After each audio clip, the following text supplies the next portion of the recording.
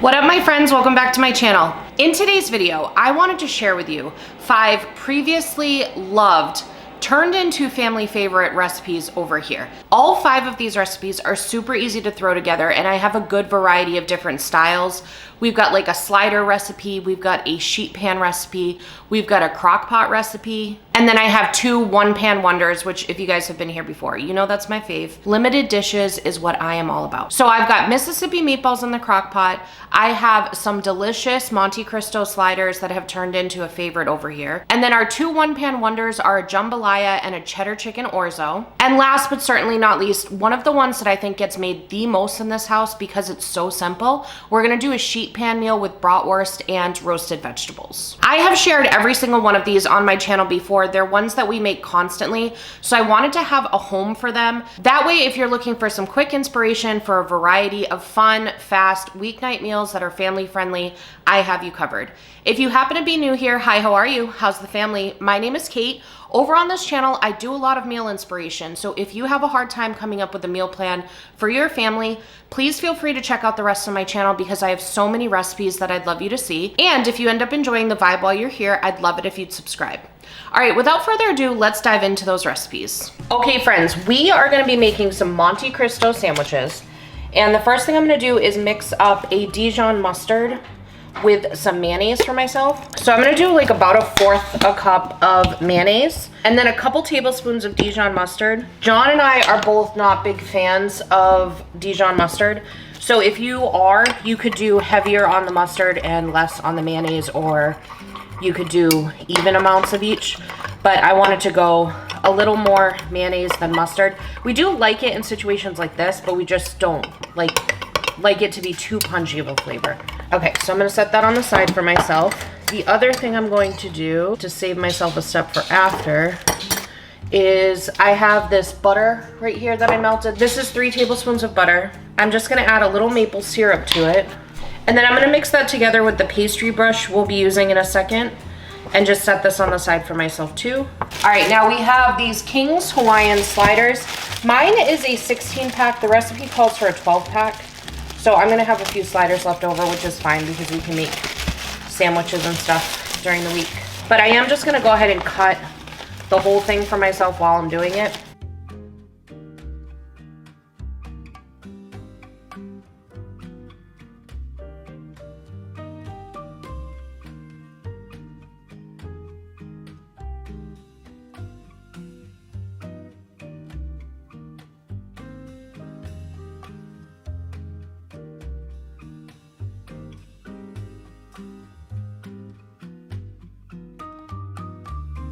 Okay, we're gonna take that mayonnaise and mustard mixture and just slather that all over the bottom of the rolls, making sure no quadrant is left behind now.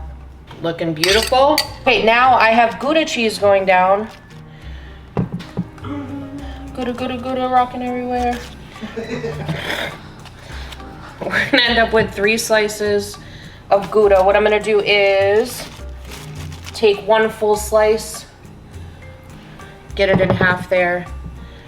I have some maple honey ham, and I'm just gonna put 4 slices of that down. Actually, I lied. I'm gonna put 5 slices down. And I'm gonna break this one in half to give some extra to this area. Make sure it's kind of even because of the overlapping happening over here. Next up, I had 1 slice of turkey left over from one deli cut situation. And then I'm gonna do 3 more from another pack. Pull it this way, like so. Probably like 1/3 of a pound of ham and then 1/3 a pound of turkey. If you want more of a hearty sandwich, you could always increase that if you wanted to. We are then gonna put down 3 more slices of cheese. And traditionally you'd use Swiss. I don't like Swiss, so that's why I went with Gouda. If they had Gruyere, I would have done that because it's kind of like Swiss's less stinky cousin, you know? And then we're gonna slap on the tops.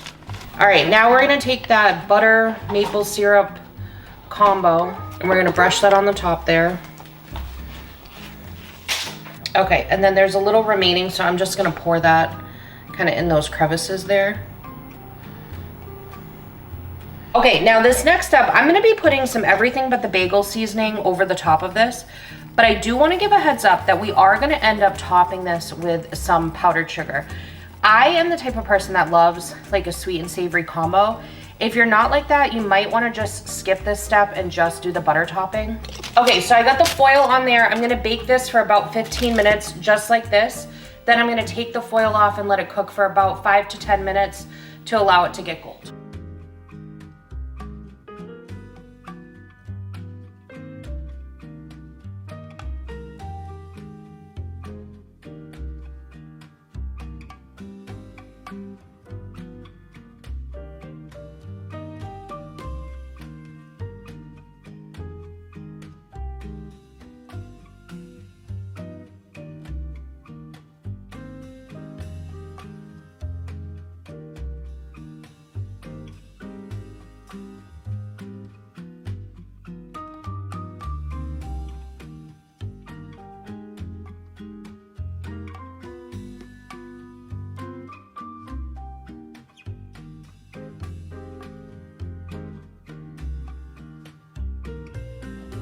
You guys, we have some Monte Cristo style sandwiches. I honestly don't know what is actually a component of Monte Cristo, so don't come at me if I got it wrong, because it's highly possible. You guys know how I am. Did you use the Google? I, of course, use the Google, John, but then you know how I get. I just go off on these tangents. I'm like slapping butter on there and limiting the amount of Dijon mustard that goes in it. I don't know what to tell you. The other thing I wanted to just address really quick is that prior to us hitting record, I was viciously attacked by some powdered sugar. So if you see white stuff all over me, it's powdered sugar. Please don't be alarmed, okay? I tried to call the authorities and they said that that's not an emergency, ma'am, so. Oh, anyways, gosh. We are gonna taste test these bad boys. I am stupid excited about this. I hope they come out as good as they look and as I've built them up in my head, to be honest. So you, I mean, did you like look up like the Disneyland Monte Cristo? 'Cause yeah, that's the famous one. Well, I looked it up, but then John, we just talked about this. I veer off path really quick. I know that a lot of these components are there, but I don't know. Also, does Disneyland even do it right? We're relying on Disneyland to do it correctly, but maybe they don't. So it's like a game of telephone that could have gone wrong. You know, Disneyland tells me how to make it. I do something different. Then I tell you guys how to make it. And then at the end of the day, it's not even a Monte Cristo. It's a Monty Python. What? Just try it already. Let's find out. It doesn't matter. Have you had a Monte Cristo? No. I don't think that I've ever had it at Disneyland, but I know people freak out. Do I dip? You dip. That's an essential part. We dip. No? No. Absolutely not. He was making some googly eyes at me behind the camera. John, this is the world's best slider. What just happened? I mean, there's no need to do sliders any other way. That is amazing. And I know we're dramatic people. And I know we are not dramatic. We are dramatic people. But everything about that works. So if I was not on track for what a Monte Cristo is, it doesn't matter, you guys. Stick with that. The combination of the everything but the bagel seasoning with the powdered sugar is a vibe. You can taste the maple syrup in the buttery topping, and it gives it almost like a crunch on the top. What are you rating it, John? Come on. This gets 1 rating. A 15. And no other rating at all. A 10. We don't ever deviate. I know. From 10. But it's a 10. We're not that. It's the solidest 10 there ever was when it comes to a slider recipe. This is John approved. Everything works so well together. And it sounds so wrong, okay? Because it's like Dijon mustard, turkey, ham, Gouda cheese on a sweet roll with butter, maple syrup slathered on it, everything but the bagel seasoning, and then powdered sugar dipped into jam. That sounds wrong.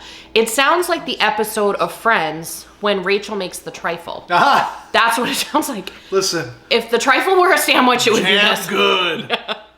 This is good. Okay, I agree. 10 out of 10. Do recommend. Highly recommend. This is fantastic. We are going to get this feedback over to corporate, and you guys are diving into the next recipe. We're bringing in the taste of New Orleans straight to your kitchen and diving into a flavorful Creole-style jambalaya. For this one, I used a Dutch oven, but you could just use a big old stock pot. And I start by melting 2 tablespoons of butter over medium-high heat. I added in some diced sausage. I had used a smoked turkey, but andouille would be even more authentic. And I cooked that for about 5 to 6 minutes just until it starts to brown. Then I tossed in some cubed chicken thighs and sprinkled it with about half of the seasonings that we'll be using throughout this entire recipe. I like to personally layer seasonings when you're doing staged dishes like this one, where you're adding in different elements at a time. So I took the time now to season. I used Tony's Creole seasoning for this, 21 seasoning salute from Trader Joe's, smoked paprika, Italian seasoning, and a little bit of cayenne pepper. And I just basically cooked that chicken until it had started to brown up. I'd give it maybe 6 to 7 minutes. Then what I did was made a little space in the center of all of that, and I tossed in a couple extra tablespoons of butter, and I sauteed the Holy Trinity, half an onion, half a bell pepper, and 4 diced celery stalks. And then I also tossed in 4 cloves of garlic because I love garlic. Then I tossed in the rest of the seasonings and 2 cups of rinsed white rice, and I let that toast in the pot for maybe about 2 minutes, just so it could soak up all the amazing flavors that we had got started. Next, I add in a can of diced tomatoes with the juices and 4 cups of broth. I had used a homemade turkey broth for this, but you just use whatever you have on hand. And I also tossed in 2 bay leaves. I brought the entire party to a boil, and then I covered it, dropped the heat down to low, and let it simmer for about 25 minutes, and I was stirring it probably every 5 minutes. Once the rice is cooked and the liquid is all absorbed, just check it for seasonings. At this point, you could add an additional dash of cayenne or hot sauce, and don't forget at this point to fish out the bay leaves. I had such a hard time looking for my second one. It was like a rescue mission searching by grid inside the Dutch oven, I swear. The recipe for this and all of the others will be in the description. Let's check in with past Kate and John, who taste tested this French Quarter Classic, and see what they thought. Here for another taste test. This time it's jambalaya. Now, I want to preface this by saying we're both Northerners. We're Yankees, if you will. So we didn't grow up eating jambalaya. So our taste test needs to be taken with a grain of salt. I just want to be honest here. We're friends. It's the truth. You know what I mean, John? It's also shrimpless jambalaya. Yes, that's the other thing. Mr. Crazy Pants over here, he doesn't like shrimp. So who's crazy? I could have put it in the recipe, but we recently learned that he has a very unique ability to scent shrimp in a recipe. So he knew it was in there when I made the pasta primavera. So I didn't want to like destroy the whole dish because this is a John meal. Yes. This is a John meal. It looks like it. We also used turkey smoked sausage versus like an andouille sausage. Well, that goes good with the turkey stock. Yes, and I used homemade turkey stock, but I'm gonna dive. That's your bowl of food, man. That's a But meal. even though that's not my typical vibe, it's flavorful. it's so flavorful. So good. It's zesty without being spicy. So if you're nervous about spice, I did put cayenne pepper in there. So I was thinking it was gonna be. You did? There's cayenne pepper. I didn't. There's also Creole seasoning, which already has spice in it. I would recommend, if you are a spice lover, to add some hot sauce to it, because that's what a traditional jambalaya would have in it. We don't even keep hot sauce in the house because I don't like the, what's that one that everybody gets? I can't think of. John doesn't like Frank's Red Hot. We do like sriracha though. Oh, yeah. So like we could put some sriracha in it, but if you have hot sauce at your house, because Tabasco, that's what it is. Tabasco. I don't like Tabasco. I got a problem. Tabasco. I got a problem with Tabasco. We don't get along. But if you do like Tabasco or whatever one you like, feel free to add it in there, pump it up a level if you want to. But I think it's perfect the way it is. John will probably be adding. I feel like there's a lot of flavor without it being like a punch in your face. Got it. So it's like you don't need some more spice. Right, like I could eat that just the way it is. Okay. And be totally Happy. You could always just skip this cayenne step and just go with the other ones if you wanted to, because Creole seasoning is, I think, the source of most of the flavor, not to mention the Holy Trinity. That's what they call it. And then I also put garlic in it because there's pretty much nothing I don't put garlic in except maybe desserts, but even then sometimes I'm tempted. I'm just kidding. That would be bad. Anyways, what would you rate that, good sir? That's like a 9. I'm going 9 too, which I'm honestly surprised by. All right, my friends, let's dive into that quick and cozy 30-minute dinner, a cheddar chicken orzo. The full recipe for this will be listed in the description box with measurements. First up, I just heated up some avocado oil in a pan and cooked up some bite-sized chicken that I had seasoned with salt, pepper, some of our favorite Kinder's all-purpose seasoning, and extra paprika. Once it was golden brown and cooked all the way through, I set the chicken aside. In the same pan, I just melted some butter and tossed in garlic. Let that sizzle for about 30 seconds until I started to smell that heavenly garlic. Then I stirred in the orzo pasta, making sure it soaked up a little bit of that garlicky butter.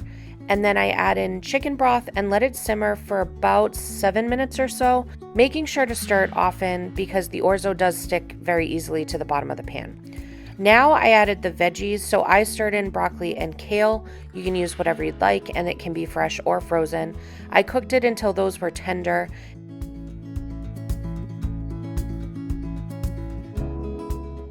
I kicked the heat down to low and then stirred in some shredded cheddar and wait for it, a little bit of cottage cheese. I know it sounds wild, I know it's polarizing, but I swear it gives it an amazing creaminess, and as a bonus, it also increases the protein.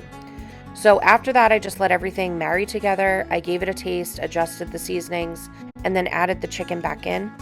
And voila, the cheddar chicken orzo is ready to enjoy, ready to go on your dinner table. I think it's something the entire family would love. There was minimal cleanup with this, being a one-pan meal, which is always a priority for me.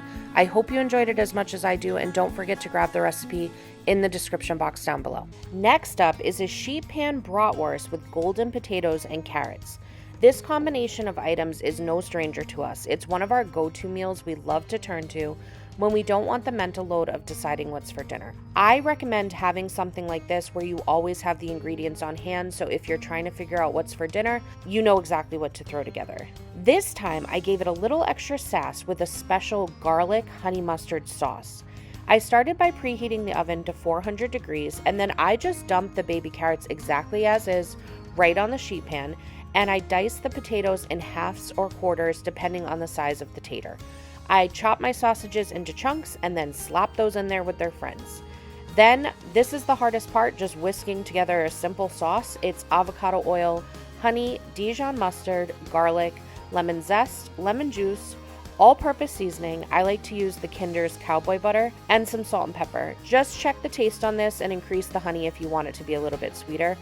Whisk it all together and pour that sauce over everything on the sheet pan, and season everything with a little bit more of that cowboy butter, salt and pepper, or whatever your favorite seasonings are. Toss that to coat it evenly. This is going to roast in the preheated oven for about 25 to 30 minutes. You just want to make sure, obviously, that the bratwurst is cooked through, but most importantly, just check the potatoes and the carrots that they're tender and golden. And I usually like to stir it halfway through just to make sure everything is cooking evenly. I love the buttery flavor of bratwurst and how the honey mustard came in and gave it a little extra zing. I love having this recipe in my arsenal for a quick meal that doesn't sacrifice flavor. All of the recipes will be listed in the description box, so if you want to recreate this one, head there and grab it. Next up, we have some Mississippi meatballs. I love this one because it's a one-pot wonder all done right in the crock pot. It's truly a set and forget type of meal. I was able to get it going during the kids' nap so we could have it for dinner without having to stand over a hot stove, which is always a win. This is seriously a dump and go recipe. I started by cutting the potatoes in half and then laying them down in the crock pot next to some baby carrots. Then I topped it with frozen meatballs straight from the freezer, no need to thaw them. I sprinkle everything with the au jus and ranch packets. When I'm sprinkling, I just try to make sure to get between the meatballs so it'll get down to the potatoes and carrots. You could also be smarter than me and season it by layer, but once it all comes together in the end, it's going to be delicious. So all aboard the Hot Mess Express with Kate. It's fine over here. Chew, chew. I then distributed little pieces of butter and banana peppers over the dish, poured some banana pepper juice and beef broth over everything, covered this and cooked it on high for 4 hours.